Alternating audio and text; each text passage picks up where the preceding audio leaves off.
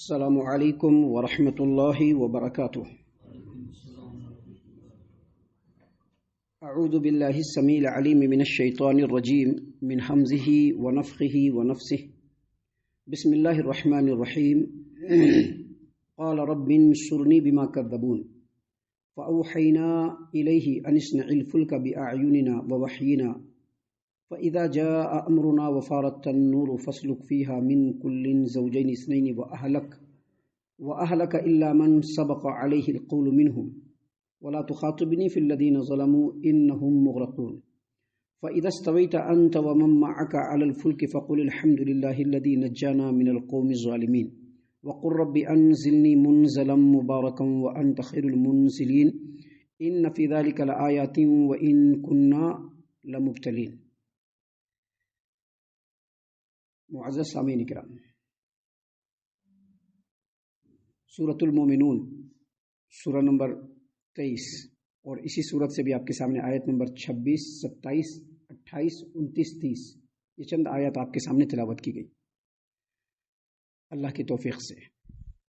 محترم سامعین کرام، نوح علیہ السلام اور ان کی قوم کا ذکر خیر اور ان کی قوم کی جو بدماشیاں ہیں وہ سارے ذکر ہو رہے ہیں یہاں پر۔ نوح علیہ السلام کا ذکر خیر اور ان کے قوم میں جو لوگ انکار کرنے والے معاندین تھے ان کا تذکرہ چل رہا ہے۔ کل کا درس آپ کو یاد ہوگا، کل کے درس میں ہم نے یہ بتلایا تھا کہ سیدنا نوح علیہ السلام کو جب اللہ تبارک و تعالیٰ نے ان کے قوم کی طرف رسول اور نبی بنا کر کے بھیجا اور انہوں نے لوگوں کو خالص توحید کی دعوت دی، شرک سے روکا، تو قوم کے لوگ بجائے اس کے کہ ان کی دعوت کو علمی طور پر رد کرتے، فوراً ان کے ذات پر آ گئے اور ان کے اندر خامیاں نکالتے ہوئے کہا کہ یہ تو ہماری ہی طرح سے انسان ہے، یہ کیسے نبی بن گیا۔ اور پھر اس کی قوم کے لوگوں نے یہ بھی اعتراض کیا کہ یہ جو ہم لوگوں کے درمیان اس طرح سے جو کر رہا ہے، ہم لوگوں کو جو توحید کی دعوت دے رہا ہے، اس کے پیچھے جو اس کی منشا ہے، اس کی جو سوچ ہے وہ یہی کہ ہم لوگوں کے اوپر رول کرے، ہم لوگوں کے اوپر برتری حاصل کرے۔ اور اگر اللہ تبارک و تعالیٰ کو رسول بنا کر کے بھیجنا ہی ہوتا تو فرشتوں کو بھیج دیتا تھا۔ یہ ساری باتیں نوح علیہ السلام کے رسول بنائے جانے کے بعد ان کی قوم نے یہ ساری باتیں اٹھائی۔ دیکھیے یہاں پر اللہ تبارک و تعالیٰ نے اس کے فوراً بعد فرمایا کہ رب انصرنی بما کذبون، قال رب انصرنی بما کذبون، یعنی نوح علیہ السلام نے اپنے رب سے دعا کیا کہ اے میرے رب، میری قوم کے لوگوں نے مجھ کو جھٹلایا ہے تو اس پر میری تو مدد فرما، یعنی میری قوم کے لوگ مجھ کو جھٹلا رہے ہیں، میری مدد فرما۔ گویا نوح علیہ السلام نے اپنے رب سے دعا کیا۔ ہم آپ کو بتلا دیں کہ یہاں پر بہت ساری باتوں کو اور بہت سارے واقعات کو اللہ نے یہاں پر بیان نہیں فرمایا ہے۔ قرآن کریم میں دوسرے مقام پر جو سیدنا نوح علیہ السلام اور ان کی قوم کا تذکرہ ہے وہاں پر اللہ تبارک و تعالیٰ نے تفصیل سے ان باتوں کو بیان کیا ہے۔ خاص طور سے اللہ تبارک و تعالیٰ نے سورۃ الاعراف میں، سورہ ہود میں اور قرآن کریم کے دیگر مقامات پہ نوح علیہ السلام اور ان کی قوم کے درمیان جو ڈائیلاگ ہوا، جو مکالمہ ہوا، جو بات چیت ہوئی، جس طرح سے تبادلہ خیال ہوا، جس طرح سے سوالات اور جوابات ہوئے، ان تمام باتوں کو اللہ نے بیان فرمایا ہے۔ یہاں پر مختصراً اللہ نے کہا کہ نوح علیہ السلام نے اپنے قوم کے لیے، اپنے قوم کے مقابلے میں اپنے رب سے دعا کیا، جیسا کہ اللہ تعالیٰ نے قرآن کریم سورہ قمر آیت نمبر 10 میں فرمایا فدعا ربہ انی مغلوب فانتصر، یعنی نوح نے اپنے رب سے دعا کیا کہ اللہ تبارک و تعالیٰ میں اپنے قوم کے مقابلے میں بے بس ہو چکا ہوں، لہذا تو میری مدد فرما۔ سامعین کرام، سب سے پہلے ہم آپ کو بتلا دیں کہ جتنے بھی انبیاء علیہ السلام اس روئے زمین پر گزرے ہیں ان تمام کے مقابلے میں سب سے زیادہ دنوں تک سیدنا نوح علیہ السلام نے اپنے قوم کے لوگوں کو سمجھایا۔ قرآن کریم کی صراحت کے مطابق تقریباً 950 یعنی 950 سال، 950 ایئر تک کنٹینیو اپنے قوم کے لوگوں کو سمجھایا۔ سوچیے کہ کتنا صبر ہوگا، سوچیے کہ کتنا صبر ہوگا۔ اور 950 برس تک اپنے قوم کو سمجھانے کے بعد بھی گنے چنے لوگ اسلام قبول کیے، سبھی نہیں۔ دوسرے لوگوں کی بات چھوڑ دیجئے، خود ان کی بیوی اور ان کا ایک بیٹا، انہوں نے بھی اسلام قبول نہیں کیا تھا۔ بعض اہل علم نے کہا کہ 80 آدمی اسلام قبول کیے تھے، 950 سالوں کے عرصے میں 80 آدمی صرف اسلام قبول کیے تھے۔ لیکن اس 950 برس کے عرصے میں جب سیدنا نوح علیہ السلام نے اپنی قوم کے لوگوں کو دعوت توحید دیا، شرک سے روکا، اللہ تبارک و تعالیٰ کی اطاعت و فرما برداری کی طرف بلایا، تو قوم کے لوگ چپ نہیں بیٹھے ہوئے تھے، بلکہ قوم کے لوگ برابر سیدنا نوح علیہ السلام کے اوپر طنز و تشنیع کے بوچھار کیے ہوئے تھے، ان کو ستا رہے تھے، ان کو اذیت دے رہے تھے، مختلف قسم کی باتیں کرتے تھے، کہتے تھے کہ یہ بڈھا جو ہے سٹھی آ گیا ہے، کیا کیا کہ کرتا پھر لے رہا ہے۔ سامعین کرام، ہر طرح سے برا بھلا کہا، گالی گلوچ کیا، نوح علیہ السلام کو اذیت دی، تکلیف دی۔ صبر کرتے کرتے جب صبر جو بالکل آخری مرحلے میں پہنچ گیا تو نوح علیہ السلام نے اپنے رب سے کہا، رب انصرنی بما کذبون، اے میرے رب، میرے قوم کے لوگوں نے مجھ کو جھٹلا دیا ہے، اب ان سے کوئی امید نہیں ہے، اب یہاں پر کوئی بھی اسلام قبول کرنے والا نہیں ہے، لہٰذا ان کے مقابلے میں تو میری مدد فرما دے۔ جب اللہ تبارک و تعالیٰ سے ان کے نبی نے دعا کیا، نوح علیہ السلام نے دعا کیا، تو اللہ نے ان کی دعا کو شرف قبولیت سے نوازا، اور پھر اللہ تبارک و تعالیٰ نے حکم نازل فرمایا۔ اللہ نے یہاں پر فرمایا ہے وَأَوْحَيْنَا إِلَيْهِ أَنِ اصْنَعِ الْفُلْكَ بِأَعْيُنِنَا وَوَحْيِنَا۔ اللہ فرماتے ہیں کہ تب ہم نے اس کی طرف یعنی نوح کی طرف وحی کی کہ ہماری نگرانی میں اور ہمارے بتائے ہوئے طریقے کے مطابق تو ایک کشتی تیار کر۔ کشتی سمجھتے ہیں نا، ناؤ جو سمندر میں دریا میں چلتے ہیں جو ناؤ، ویسی تو کشتی تو میرے کہنے کے حساب سے، میرے بتانے ہوئے طریقے کے مطابق اے نوح تو ایک کشتی تیار کر۔ یہاں پر تفصیل نہیں ہے، لیکن قرآن کریم میں دوسرے مقام پر تفصیل ہے، اور مفسرین نے بھی بیان کیا ہے کہ جب نوح علیہ السلام کو اللہ تبارک و تعالیٰ نے حکم دیا کہ تو ایک کشتی تیار کر، تو نوح علیہ السلام اپنے رب کے حکم کی تعمیل کرتے ہوئے کشتی تیار کرنا شروع کر دیے۔ اب جو کشتی تیار کرنے لگے تو بالکل سوکھا پڑا ہوا تھا، تو قوم کے لوگوں نے مذاق کرتے ہوئے، ان کا مذاق اڑاتے ہوئے کہا کہ یہ بڈھا لگتا ہے سٹیا گیا ہے، یہ ابھی کشتی تیار کر رہا ہے، کہاں پہ چلائے گا؟ کیا سڑک پہ چلائے گا کیا، یا کھیتوں میں چلائے گا؟ محترم سامعین کرام، اللہ تبارک و تعالیٰ نے فرمایا کہ ہم نے نوح کی طرف وحی کی کہ تو میری نظروں کے سامنے، میری نگرانی میں اور میرے بتائے ہوئے طریقے کے مطابق کشتی تیار کر۔ فَإِذَا جَاءَ أَمْرُنَا، اور جب ہمارا عذاب آ جائے، چونکہ نوح علیہ السلام نے بد دعا کر دیا ہے، اب نوح علیہ السلام کی بد دعا بھی قبول ہو گئی ہے، 950 برس کا طویل ترین عرصہ بھی گزر چکا ہے، گنے چنے لوگ اسلام قبول کیے ہیں اور باقی سارے کے سارے لوگ بت پرست ہیں، تو اب اللہ تبارک و تعالیٰ کے عذاب کو ثابت ہونے کا وقت آ گیا، تو اللہ تبارک و تعالیٰ نے نوح علیہ السلام کو پہلے کشتی بنانے کا حکم دیا، اور پھر کہا فَإِذَا جَاءَ أَمْرُنَا وَفَارَتِ التَّنُّورُ، جب ہمارے عذاب کا وقت آ جائے اور تنور ابلنے لگے۔ تنور ابلنے لگے کیا مطلب؟ آپ کو معلوم ہوگا نوح علیہ السلام کی قوم پر جو عذاب آیا تھا وہ کس چیز کا؟ طوفان کا عذاب آیا تھا۔ کس چیز کا عذاب آیا تھا؟ طوفان کا۔ طوفان ایسا تھا کہ اوپر سے بھی بارش موسلادھار ہو رہی ہے، اور یہ جو زمین ہے، زمین سے بھی بالکل تندور کی طرح سے پانی ابلنا شروع ہو گیا، یعنی دونوں طرف سے، اوپر سے بھی بارش اور نیچے سے بھی تندور کی طرح سے پوری زمین ابلنے لگی، اور پانی بالکل ہلوڑے مارتے ہوئے چلنا شروع ہو گیا۔ اور اسی لیے اللہ تبارک و تعالیٰ نے پہلے ہی کہہ دیا تھا کہ تم کشتی بنا لو، اور اللہ نے یہ بھی فرمایا کہ جب ہمارے عذاب کا وقت آ جائے اور زمین سے پانی ابلنے لگے، فَاسْلُكْ فِيهَا مِن كُلٍّ زَوْجَيْنِ اثْنَيْنِ وَأَهْلَكَ۔ الفاظ پر دھیان دیجیے گا، اللہ تبارک و تعالیٰ نے کیا فرمایا کہ جب عذاب آ جائے اور طوفان آنے لگے اور زمین سے پانی ابلنا شروع ہو جائے، تو تم کیا کرنا؟ ہر ایک چیز کا جوڑا اپنی کشتی میں رکھ لینا، اور اپنے اہل کو بھی۔ وہ اہلک کہا، وہ اہلک۔ ابھی یہاں پر اہل و عیال کی بات آتی ہے تو کیا ہوتا ہے؟ گھر کے لوگ اہل و عیال ہوتے ہیں، گھر کے لوگ صرف اور صرف نسبی طور پر اہل و عیال ہیں، وگرنہ ایک مومن کے لیے جو اس کا اصل اہل ہے دوسرا مومن۔ اسی لیے اللہ تبارک و تعالیٰ نے قرآن کریم میں فرمایا ہے انما المؤمنون اخوۃ، مومن آپس میں بھائی ہیں، اور نبی کریم صلی اللہ علیہ وسلم نے فرمایا المسلم اخو المسلم، گویا کسی آدمی کو کسی کا اہل ہونے کے لیے ضروری ہے کہ وہ شرک سے پاک ہو اور توحید پر گامزن ہو۔ اگر شرک سے پاک نہیں ہے اور توحید پر گامزن نہیں ہے تو وہ آدمی ایک مومن کا اہل نہیں ہو سکتا۔ اس لیے آپ نے سنا ہوگا نبی کریم صلی اللہ علیہ وسلم کی حدیث ہے کہ کافر جو ہوتا ہے اس کا وارث ایک ایمان والا نہیں ہو سکتا ہے۔ اب کسی کا باپ کافر ہے اور بیٹا ایمان والا ہے تو وہ اپنے باپ کا وارث نہیں بنے گا۔ وارث کا مطلب اس کے مال کا، اس کے متاع کا وارث نہیں بنے گا۔ یہ اللہ تبارک و تعالیٰ کا حکم ہے. اور اگر باپ مسلمان ہے اور بیٹا کافر ہے تو باپ بھی اپنے بیٹے کا وارث نہیں ہوگا.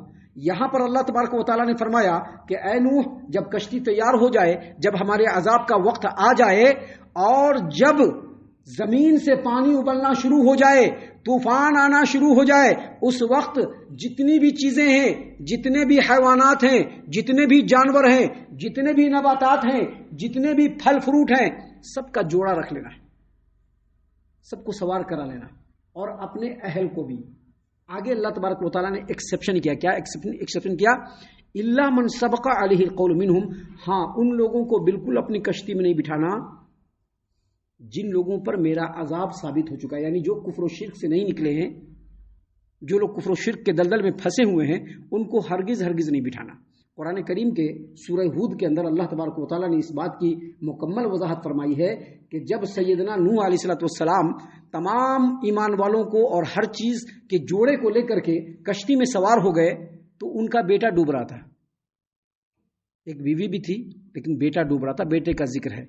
تو بیٹا ڈوب رہا ہے تو دل کے اندر محبت آئی، شفقت آئی، اور کہا کہ اللہ تبارک و تعالیٰ تو نے وعدہ کیا تھا کہ میرے اہل کو اللہ تو اس عذاب کے چپیٹے میں نہیں لائے گا، اور یہ جو میرا بیٹا ہے یہ میرا اہل ہے. تو اللہ تبارک و تعالیٰ نے ڈانٹ لگایا اور کہا کہ تیرا بیٹا نیک عمل کرنے والا نہیں تھا، مشرک تھا، اور وہ تیرا اہل نہیں تھا، اور مجھ سے ایسا سوال نہ کر کہ تو جاہلوں میں سے ہو جائے. تو سیدنا نوح علیہ السلام فوراً اپنی غلطی کا احساس کر کے رب العالمین کے سامنے اپنی توبہ کی کہ اللہ میری توبہ کو قبول فرما اور مجھے معاف فرما دے. یہاں پر اللہ تبارک و تعالیٰ نے فرمایا کہ تمام چیزوں کے جوڑوں کو تو کشتی میں سوار کر اور اپنے اہل کو بھی کشتی میں سوار کر، لیکن ان لوگوں کو ہرگز کشتی میں سوار نہ کرنا جن کے اوپر میرا عذاب بالکل ثابت ہو چکا ہے، اور اس میں ان کا بیٹا بھی تھا. آگے مزید اللہ تبارک و تعالیٰ نے فرمایا، دیکھیے اللہ تبارک و تعالیٰ نے کتنی باریکی سے سمجھایا ہے، اور یہی باریکی اصل سمجھنے کی بات ہے. ایک توحید پرست اور سلف کے منہج پر جو چلنے والا آدمی ہوتا ہے وہ قرآن کریم کی انہی باریکیوں کو سمجھتا ہے. اللہ تبارک و تعالیٰ نے فرمایا وَلَا تُخَاطِبْنِي فِي الَّذِينَ ظَلَمُوا، اور جن لوگوں نے شرک کیا ہے، کفر کیا ہے، اللہ کی نافرمانیوں میں اپنے آپ کو غرق کر لیا ہے، ان کے بارے میں مجھ سے بات مت کرنا. وَلَا تُخَاطِبْنِي فِي الَّذِينَ ظَلَمُوا، جو ظالم ہیں ان کے بارے میں مجھ سے بات مت کرنا. کیوں بات مت کرنا؟ إِنَّهُمْ مُغْرَقُونَ، کیونکہ ان کو ہر حال میں ڈوبنا ہے، غرق ہونا ہے، ہلاک و برباد ہونا ہے. یہاں پر بات کیا سمجھ میں آتی ہے؟ بات یہ سمجھ میں آتی ہے کہ ہمارا جو دین اسلام ہے جس نے یہ کہا ہے کہ جو مشرک ہے ان کے بارے میں دعائے مغفرت نہ کرنا، اپنے نبی کو بھی اللہ تبارک و تعالیٰ نے کہا.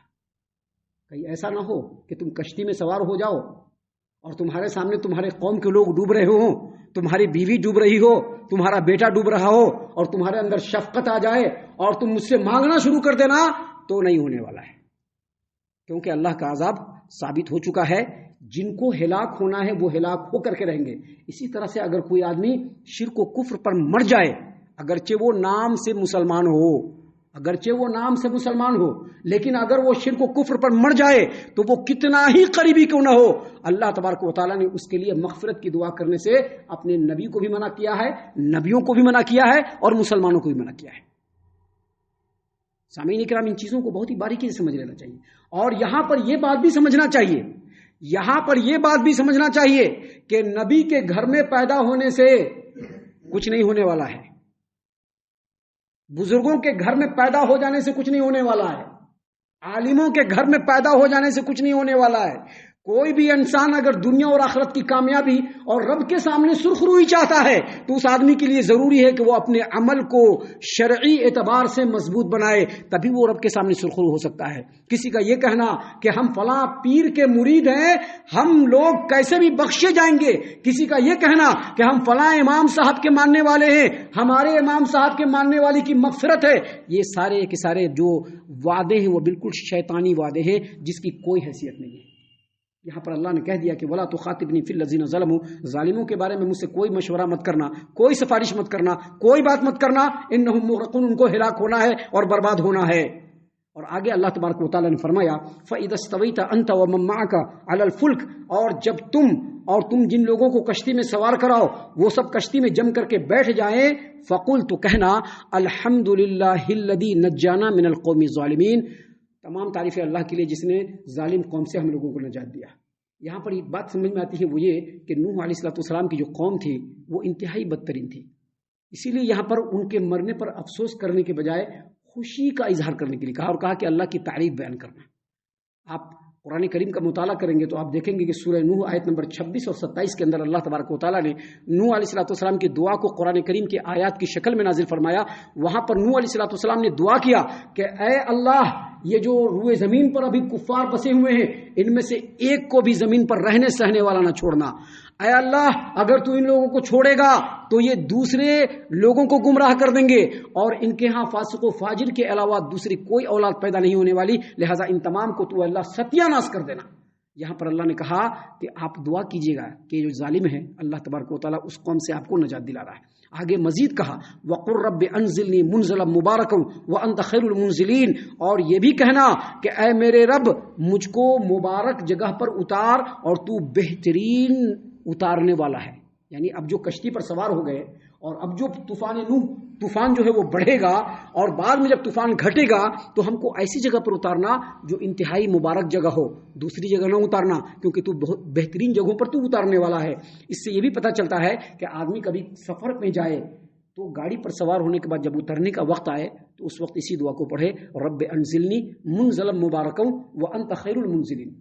سامعین کرام، اس کے بعد اخیر میں اللہ نے فرمایا، یہاں پر جو ہم نے آیات آپ کے سامنے تلاوت کی، اس میں فرمایا اللہ نے ان فی ذلک لآیات وان کنا لمبتلین، اللہ نے فرمایا کہ بے شک اس واقعے میں کئی نشانیاں ہیں، اور آزمائش تو ہم کر کے ہی رہتے ہیں، آزمائش تو ہم کر کے ہی رہتے ہیں۔ دیکھیے اس واقعے کے اندر جو نشانیاں تھیں، ہم نے ان تمام چیزوں کو آپ کے سامنے دوران تفسیر بیان کیا ہے۔ یہاں پر اللہ نے جو فرمایا کہ ہم آزمائش کر کے رہتے ہیں، اس کا مطلب مفسرین نے یہ بیان کیا ہے کہ جب اللہ تبارک و تعالیٰ کسی قوم کے اندر نبی کو بھیجتا ہے تو سب سے پہلی آزمائش اس قوم کی ہوتی ہے۔ کس کی ہوتی ہے؟ قوم کی ہوتی ہے، کہ نبی جو بات پیش کر رہے ہیں اس بات کو کس طریقے سے اس کے قوم کے لوگ ریسیو کرتے ہیں، اچھائی سے ریسیو کر کے اس کو ایکسیپٹ کر کے اس پر عمل کرتے ہیں، یا ری ایکشن کے ساتھ اس کو رد کر دیتے ہیں، برا بھلا کرتے ہیں۔ سب سے پہلے قوم کی آزمائش ہوتی ہے۔ ساتھ ہی ساتھ نبی اور نبی کے اوپر جو ایمان لانے والے لوگ ہوتے ہیں ان کی بھی آزمائش ہوتی ہے کہ وہ صبر و ضبط میں کتنے گہرے ہیں، کتنا وہ صبر کر رہے ہیں، کیونکہ نبیوں کے ماننے والوں کو بھی اللہ نے ہمیشہ صبر کرنے کے لیے کہا ہے، لہذا ان کی بھی آزمائش ہے۔ تیسرے، جو لوگ نبی کی باتوں کو جھٹلانے والے ہیں ان کی بھی آزمائش ہے۔ جو کامیاب ہو جاتے ہیں اللہ ان کو نواز دیتا ہے، اور جو ناکام ہوتے ہیں معاندین، اللہ تعالیٰ ان کو قرار واقعی سزا بھی دیتا ہے۔ لیکن یہاں پر ایک آزمائش اور ہے کہ جو نبی آئے اس روئے زمین پر اور اپنی نبوت کی زندگی گزار کر کے چلے گئے، اپنی دعوت کو لوگوں کے درمیان چھوڑ دیا، تو جو بعد میں آنے والے لوگ ہیں ان کی بھی آزمائش ہے۔ ابھی ہم لوگ یہاں پر بیٹھے ہوئے نا، نوح علیہ السلام کا واقعہ سن رہے ہیں، نبی صلی اللہ علیہ وسلم کے بارے میں سنتے ہیں، ان کی دعوت کے بارے میں سنتا ہے، تو ہماری بھی آزمائش ہے کہ ہم اپنے نبی کی بات کو کس انداز میں لے رہے ہیں۔ کیا ایسا ہی واقعہ ہے، ٹیسٹی ہے، ٹیسٹ کے حساب سے سن رہے ہیں، یا نبیوں کا واقعہ ہے، نبی کی باتیں ہیں، ان کی تعلیمات ہے، اس کو بہت ہی اچھے سے سننا ہے، سن کر کے اس کے مطابق عمل کرنے کی کوشش کرنا ہے، اس طریقے سے سن رہے ہیں؟ کیا سن رہے ہیں؟ ہماری آزمائش ہو رہی ہے۔ لہٰذا جو آزمائش میں کامیاب ہوگا اللہ کی نظر میں وہ سرخرو ہوگا، اور جو آزمائش میں کامیاب نہیں ہوگا وہ دنیا اور آخرت دونوں میں نقصان اٹھانے والا ہوگا۔ ہم اللہ سے دعا کرتے ہیں کہ اللہ تعالی ہم تمام کو ان باتوں کے اوپر خوب غور و فکر اور تدبر کرنے کے ساتھ ساتھ ان باتوں پر عمل کرنے کی بھی توفیق عنایت فرمائے، آمین۔ اللہ تعالی ہم تمام کو صحیح معنوں میں پکا سچا مومن مسلمان بنائے، اللہ اور اس کے رسول صلی اللہ علیہ وسلم کی اطاعت و فرما برداری کرنے والا بنائے، صحابہ کرام رضی اللہ عنہم کے طریقے پر چلنے والا بنائے، جنت الفردوس میں جگہ عطا فرمائے۔ اے اللہ ہم تمام کو جہنم سے پناہ دے، اے رب العالمین ہم تمام کو جہنم سے پناہ دے، اے مالک الملک ہم تمام کو جہنم سے پناہ دے، آمین یا رب العالمین۔ وما علینا الا البلاغ المبین۔